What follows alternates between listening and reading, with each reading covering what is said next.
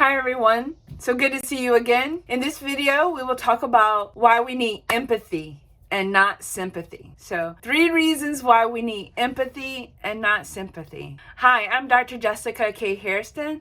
I am a mentor, I am a child and adult psychiatrist, and I teach empathy as a skill. I really believe that empathy is the most important skill that you need, that most people do not have. And most people are shocked to think that they don't have empathy. And what I'm here to tell you in this video is that most of you are practicing sympathy and not empathy.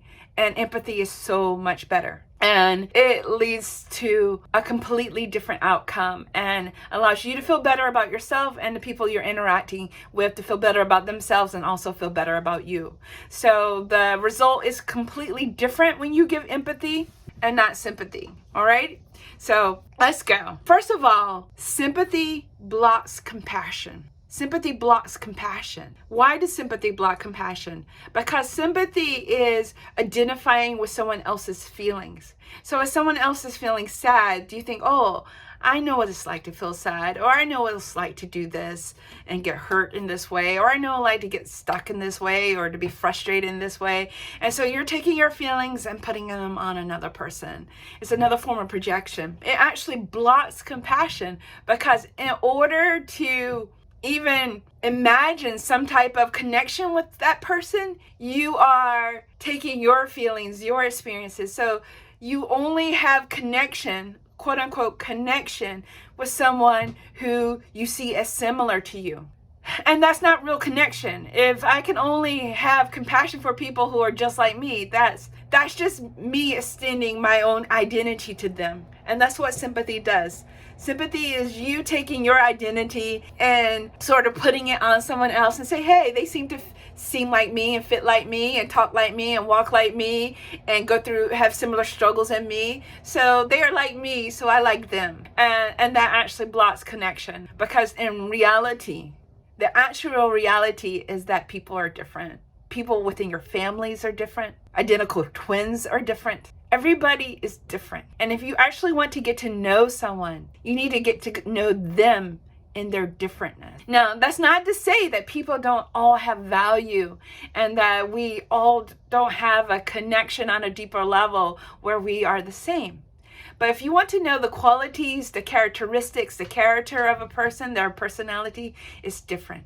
It's different than you, it's different from me. So your likes are different than my likes. And if I want to know you, I want to know what you like. So if I want to have compassion for you, I need empathy. Empathy is recognizing and acknowledging with benevolence that my needs are equal to your needs and that they both matter. I have needs and you have needs and they're equal. And I'm going to treat them as such. So when I see you in need and you are equal to me, then I say, this person, they need proper food, warmth, clothing, shelter. They need to have beauty, music, and things in their lives. I want to find out what they feel that they need right now. So I'm going to ask you questions about where you are and what you need. Because I understand I have my needs and they're mine. And to get to know you and have compassion for you, I need to know what your needs are from your own perspective. So when I begin asking you questions about what your needs are, then I get to learn about you. And so this is empathy. Empathy is understanding, hey, you're a person like me, and I see you kindly the way I see myself kindly. I understand that you have needs. I have needs. Now, but I don't know what your needs are. I really want to investigate and learn what they are. I want you to tell me what your needs. And I'm going to understand that they're just important. Whatever you tell me is as important to you as my needs are important to me. So I'm going to hear from you. I'm not going to just take my thoughts and feelings and attribute them to you. I'm actually going to listen to you. So that's how you can have compassion with empathy. That's not there with sympathy. It's just not. And if it is there, then you're practicing empathy. And my definition of empathy is a very functional working definition. That we all have needs, and that I'm going to acknowledge your needs with benevolence and acknowledge my needs with benevolence, and I'm going to hold them equal. That's a real functional definition of empathy. or right. So secondly, sympathy encourages people to feel bad for someone, or to pity someone, or to focus on their negative feelings, or even their positive feelings. And it's really not all about the feeling. The feeling, it comes and goes. Feelings are always changing. You are alive and a dynamic person. Your feelings are always going to change. So it's really important for you to understand that when you identify with someone else's feelings, it's a very transient sort of experience. Whereas empathy recognizes the need. Recognize that a person has feelings, and those feelings are connecting them to their needs. And when you connect with a need of a person, then you're not putting yourself in the position of, I'm going to feel that need for you. There is no reason to do that, because people can fulfill their own needs. See, people have the capability of fulfilling their needs. One, they can recognize them. That's self-empathy and acknowledging them. And then they can take action to meet their needs. So I am not feeling bad for someone because I know they're capable of meeting their own needs. Now, if they need help with meeting their needs, then I have a choice. I can help them or not. But they are very capable, and I don't have to pity them or feel bad for them or put myself in a one-up position over them, because it's just a natural state of things. Like, for example, we all need water. Let's look at plants. Plants need water to grow. Am I in one position more than another position, or is one plant better than another plant because they both need water? No, they both need water. And so, and both plants are equally equipped to get the water that they need. Now, some plants need more water than others. A tree needs more water than say the marigold sitting next to it. But they both have needs, and they're both wonderful, and they can both be seen. All right. So people are wonderful. Everybody has needs. There's no shame in having needs, because we all have them. So it's still an equal position. We all still have needs. Now, how you meet your needs are going to be different than how I meet my needs. And so I don't have to feel bad for you. I don't have to pity you for having needs, because I have needs. No, it's the same, okay?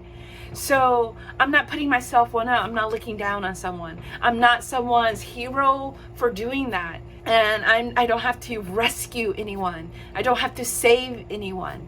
People are very capable of helping themselves. So the third thing I really like about empathy, and let me put it in another way, that the third thing about sympathy is that it blocks connection. And it blocks connection because you're putting yourself in this one-up position where you see yourself as having something someone else doesn't have. And that actually blocks. That's your ego. That's your sense of self-identity kind of being falsely elevated, that somehow you are in a position that someone else is in a lesser position than you. So that's like a person with a lot of money thinking, well, I can just give my money away and people will feel better. It's like, it's great to help people, but it's a much better thing when you can see other people as whole and being able to help themselves. Or, people who have a lot of food, like, share your food. That's important. But you share your food from a position of understanding that people need food, not that you're better because you have food and other people don't. Like, these may be simple concepts, but they're actually mind-blowing, because the idea that I have having and other people have not blocks connection. It really blocks connection with people. And I'm here to tell you that if you want connection, then you need to have empathy. And empathy means that you acknowledge your needs, you acknowledge the needs of others, and you hold them equal. You remove that power differential. You're not better, they're not worse. You are equal. And so when you practice real empathy, then you get to connect. You get to connect over the things that you do like. You get to connect over preferences. But you understand that's what they are. They're preferences, they're likes, they're variety. It's not about being better than. And so you're taking that sense of superiority out of the way that actually blocks connection. Now are able to connect with what another person needs. Like, if someone says, I just really need more understanding. You're not thinking, oh, I need understanding too. No, you're asking, what does understanding look like for you? How would you know when you're understood? When was a time when you felt understood? What did it for you? You are now able to ask questions because you're not thinking about yourself, you're thinking about them. You're able to ask questions that are really meaningful, and they're meaningful to the person you're talking to. And then they get to tell you about themselves and their lives and what they want and their dreams and their future, and you are hearing them. That's actual connection. That's actual understanding. That's actual being there for someone else. You open yourself up to acknowledge their experience. So when you are having empathy for someone, you are actually acknowledging their experience. And when you acknowledge their experience, you get a whole different results.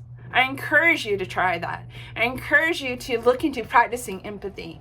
And if you would like to learn more or need help with that, please check out my book. I just wrote a book, published it in May.